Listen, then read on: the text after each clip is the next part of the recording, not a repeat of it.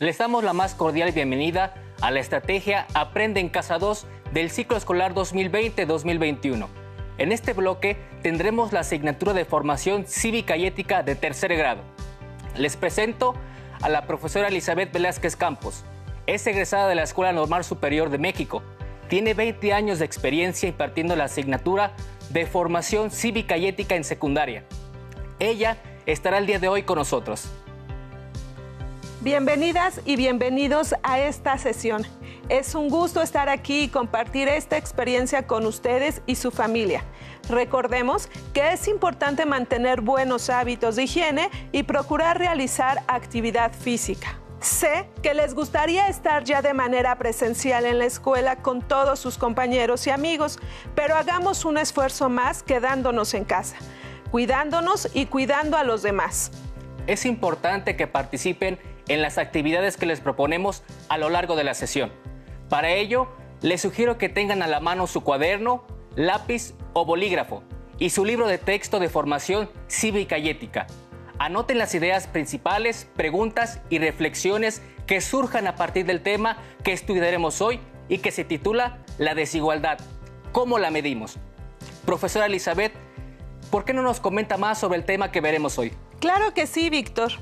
En esta sesión reflexionarán sobre la importancia de que cada persona pueda alcanzar un desarrollo humano pleno mediante la satisfacción de cada una de sus necesidades básicas y cómo los gobiernos y las sociedades deben de garantizar cubrir cada una de ellas para que las y los ciudadanos alcancen una vida digna y plena. Comencemos con una breve introducción al tema para saber a qué nos referimos con necesidades básicas y qué son exactamente. En términos generales, las necesidades del ser humano se definen como el conjunto de condiciones, bienes y satisfactores sin las cuales un ser humano no puede vivir ni realizarse.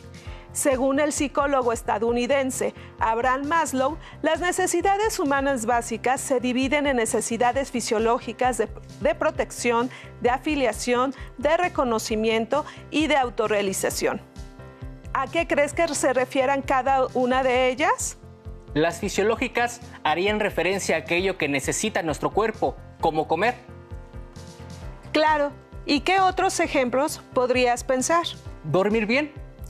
Profesora, algunas de estas necesidades son muy claras, pero ¿podría explicarnos más a fondo cada una de ellas? Con mucho gusto. Como puedes ver, según la tipología de Maslow, presentamos los 5 tipos de necesidades con algunos ejemplos. Las necesidades fisiológicas se refieren a todo aquello que requiere nuestro cuerpo para estar bien. Por ejemplo, la alimentación, el descanso o el sexo. Las necesidades catalogadas como de protección se relacionan con la seguridad física, la seguridad de tener un trabajo o salud e incluso de propiedad. Enseguida, tenemos las necesidades de reconocimiento. Estas tienen un aspecto social, pero también personal. Tenemos, por ejemplo, necesidad de ser reconocidos, confiar y ser respetados por nosotros mismos y por los demás. Las necesidades de filiación se basan en las relaciones con otras personas, es decir, que necesitamos afecto, amistad o intimidad con una pareja. Y finalmente, pero no menos importante, tenemos necesidad de expresar nuestra creatividad, de ser espontáneos, de manifestarnos como seres morales y éticos, es decir, de sentirnos realizados. Según el psicólogo Abraham Maslow, la satisfacción de cada una de ellas lleva al ser humano a alcanzar la autorrealización. Entonces, todos los seres humanos tenemos estas necesidades, sin importar la edad, el sexo, la nacionalidad o la cultura. Exacto. Pero lamentablemente no depende únicamente de nosotros el poder satisfacer estas necesidades. El gobierno es parte importante. Veamos. Para poder satisfacer estas necesidades, los gobiernos deben de brindar servicios de calidad como educación, vivienda, salud, seguridad y servicios públicos.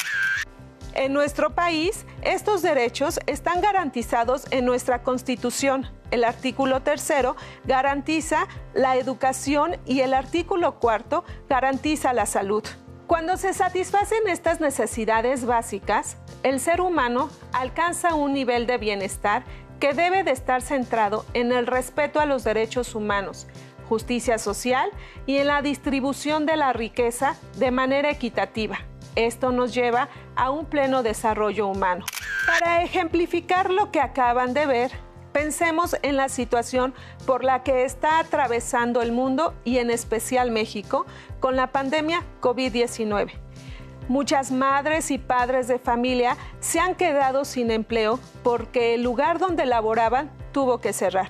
Piensen en qué repercusiones tiene esto para la familia de esas personas. ¿De qué manera podrán satisfacer sus necesidades básicas si no hay una fuente de empleo? ¿Ustedes creen que el gobierno y la sociedad podamos hacer algo para ayudar a todas esas familias que están atravesando por esta situación? ¿De qué manera? Ahora les pido que hagan una reflexión sobre esta situación. Pueden hacerla en compañía de su familia para compartir de qué manera ha cambiado la satisfacción de sus necesidades. Para ello, pueden ayudarse de la pirámide de Maslow. Como su nombre bien lo dice, esta es una pirámide donde tendremos en la base las necesidades más básicas, es decir, las que nacen con nosotros. Y en los estratos superiores están las necesidades más especializadas que no tienen que ver con la sobrevivencia, sino con el desarrollo y la autorrealización. Discutan cómo era antes y después de la pandemia COVID-19 la satisfacción de estas necesidades. La dividiremos entonces en dos partes.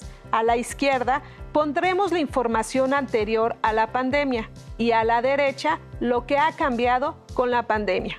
Qué interesante.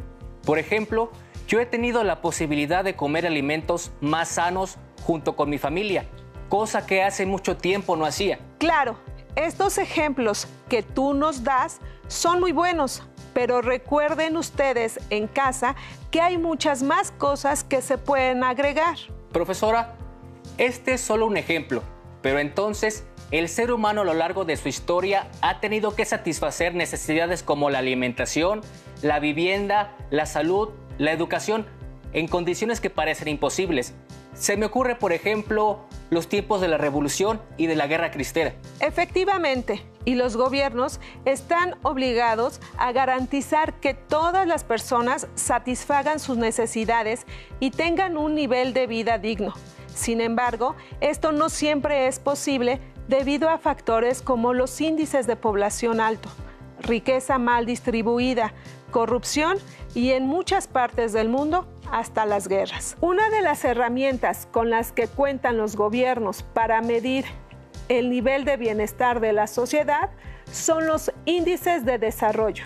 Estos índices les brindan a los gobiernos una base para conocer el rumbo por el que llevan la economía de su país y con ello implementar políticas económicas, sociales y educativas para mejorar el nivel de vida de sus ciudadanos. ¿Qué te parece, Víctor, si nos adentramos un poco más en este tema?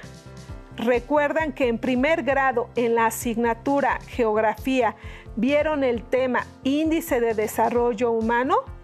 Vamos a recordarlo en el siguiente video llamado Desigualdad Mundial. Tomen nota. ¿Cómo están? Espero se le estén pasando súper recontra mega bien. Escuchen esto, México ha descendido 3 posiciones en el ranking mundial del Índice de Desarrollo Humano. Realmente no entiendo. Todo esto suena como una estadística deportiva. Pero la noticia está en la sección de economía. Pero mejor le hablo a Tlali.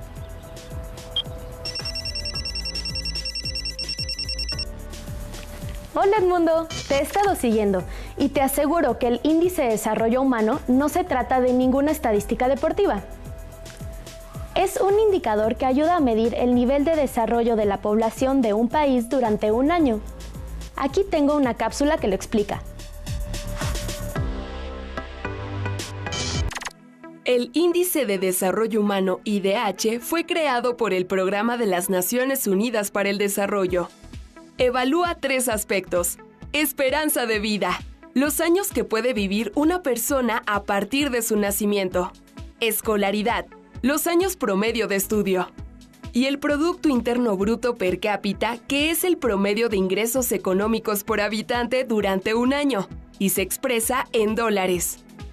El promedio de estos tres indicadores representa el índice de desarrollo humano de cada país. Este resultado arroja valores que van de 0 a 1. Cuando se aproxima a 0, significa que su población tiene un bajo desarrollo humano. Si se acerca a 1, el desarrollo humano es mayor. Si hay cambios en algún criterio, el IDH se modifica, posicionando al país en un lugar diferente. El rango de valores de este índice se divide en 4 categorías principales. IDH muy alto. Su promedio va de 0.800 en adelante. Australia pertenece a esta categoría y ocupa el segundo lugar del ranking mundial, con 0.939. Índice de desarrollo humano alto. Sus niveles van de 0.700 a 0.799. Un ejemplo es Uruguay. Con 0.795 ocupa la posición 54. Índice de desarrollo humano medio. Va de 0.550 a 0.699. Es el caso de Pakistán, que tiene lugar 147 en el mundo, con 0.550. Y finalmente el IDH bajo, con valores inferiores a 0.550. Angola es de esta categoría, posee el lugar 150 con 0.533. ¿Y en qué categoría está México ahora que descendió 3 posiciones? En el Índice de Desarrollo Humano Alto, México ocupa el lugar 77 de 188. Continuemos con la cápsula. Las últimas estimaciones oficiales indican que México tiene un IDH promedio de 0.762, obtenido de los siguientes resultados. Esperanza de vida de 77 años. Escolaridad de 8.6 años. Y el PIB per cápita es de $16,383. Es decir, el promedio de la población gana aproximadamente $1,365.25 al mes. Entre las causas de que un país tenga un IDH bajo se encuentran que los recursos naturales y económicos no estén distribuidos de forma equitativa, que solo una parte de la población tenga acceso a los servicios básicos de salud, educación y tecnológicos, la falta de equidad de género, y que las grandes empresas transnacionales dominen los mercados nacionales. Todo esto genera pobreza, marginación, migración forzada y conflictos bélicos. El índice de desarrollo humano es desigual entre los países. Por ejemplo, Noruega tiene el IDH más alto en el mundo, 0.949, una esperanza de vida de 81.7 años, escolaridad promedio de 12.7 años y PIB per cápita de $67,614. En comparación, la República Centroafricana cuenta con un IDH muy bajo, 0.352. Esperanza de vida de 51.5 años, escolaridad de 4.2 años y Producto Interno Bruto per cápita de $587. ¿Qué pueden hacer los países con un índice de desarrollo humano bajo para cambiar esto, Tlali? Entre otras cosas, invertir más en educación, salud y tecnología para crear fuentes de trabajo y mayores oportunidades de desarrollo para sus habitantes. Bueno, pues muchas gracias por la información, Tlali. De nada, Edmundo. Hasta luego. Hasta luego. Bueno, espero les haya gustado. Nos vemos en el siguiente video. Como acaban de ver en el video, el Índice de Desarrollo Humano fue creado por el Programa de las Naciones Unidas para el Desarrollo, PNUD. El índice está centrado en las personas y mide la salud con la esperanza de vida, la educación con los niveles de escolaridad esperada y real, y el promedio de ingresos anuales. Tomando como base el promedio de estos tres aspectos, se obtiene una puntuación de índice de desarrollo humano para que los gobiernos de los países identifiquen carencias en la población y así asignar recursos para establecer políticas que beneficien a quienes más lo necesiten. Es importante que los gobiernos conozcan este índice de desarrollo humano para establecer políticas públicas que garanticen el desarrollo pleno de sus habitantes y estos alcancen sus metas para la autorrealización. Entonces la información que proporciona el índice de desarrollo humano es muy valiosa para el gobierno. Pero cuéntenos, profesora, ¿cuál es la situación en la que se encuentra México con respecto al mundo? ¿Es posible saber si hay desigualdades al interior del país con este índice? Vamos por partes. Mira, de acuerdo con el informe nacional que realizó el PNUD para 2010-2015, México se encuentra en el lugar 76 de 189 países y está catalogado a nivel mundial dentro de los países con un índice de desarrollo alto. Como puedes ver en esta imagen, México ha tenido un ligero incremento entre el promedio que se obtuvo en 2010 y el que obtuvo en 2015. Sin embargo, esta mejora ha tenido un ritmo muy lento y de una manera muy desigual. Aquí mismo nos explica que la alcaldía Benito Juárez tiene un índice de desarrollo humano similar a Suiza, a diferencia del municipio Cochuapa el Grande en Guerrero, que se compara con países como Burundi o Mali. También les pido que observen el mapa. ¿Qué color sobresale en el norte? ¿Qué color en el sur? Víctor, ¿tú qué observas? Veo que en los estados del norte predomina el color verde, en los del sur el color amarillo. Así es, Víctor. La mayoría de los municipios de los estados del norte tienen un índice de desarrollo humano alto.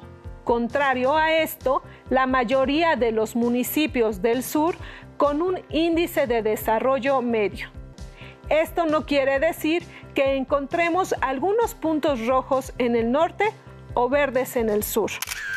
Profesora, ya vimos que el índice de desarrollo humano se compone con los datos de salud, educación e ingresos, pero ¿cómo podemos saber la situación que se vive en el país?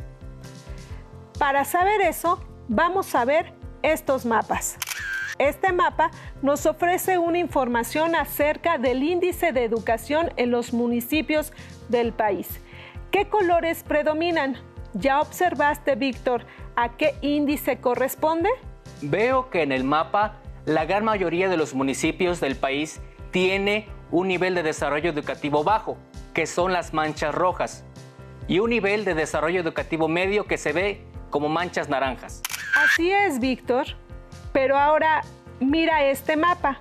Los índices de salud muestran un caso contrario. La gran mayoría de municipios presenta índices muy altos y altos. Son muy pocos municipios con índices medios y casi ninguno con índice bajo. Profesora, estoy viendo este mapa que corresponde al índice de ingresos que nuevamente se aprecia una diferencia entre el norte y el sur de nuestro país. Así es, Víctor. Pero aún así, si observas bien, la mayor proporción de los municipios mexicanos tienen ingresos medios y altos. Pues según estos mapas, somos un país rico. ¿No es así, profesora? No se ven grandes contrastes. Aparentemente es así, Víctor, pero México ocupa el lugar 87 en una muestra de 133 países en términos de desigualdad. Existen desigualdades muy profundas entre estados y también al interior de ellos. Qué interesantes datos vimos hoy, profesora. Efectivamente, Víctor. Son importantes estos datos porque, como vimos, ayudan a los gobiernos a definir políticas que contribuyen a garantizar la calidad de vida de las personas. Pero quisiera hacerles la invitación a que escriban a modo de reflexión si creen que México es un país desigual, discutan con su familia cómo conocer esta información puede ayudarlos en la toma de decisiones o en la generación de propuestas para mejorar la calidad de vida de ustedes y de sus familias. Muchas gracias, profesora, por compartir con nosotros toda esta información. Nos ayuda a comprender mejor las responsabilidades que tenemos por delante. Recuerden que Aprende en Casa 2 continúa en beneficio de todas y todos nosotros. ¡Hasta pronto! Si tienes dudas o necesitas ayuda,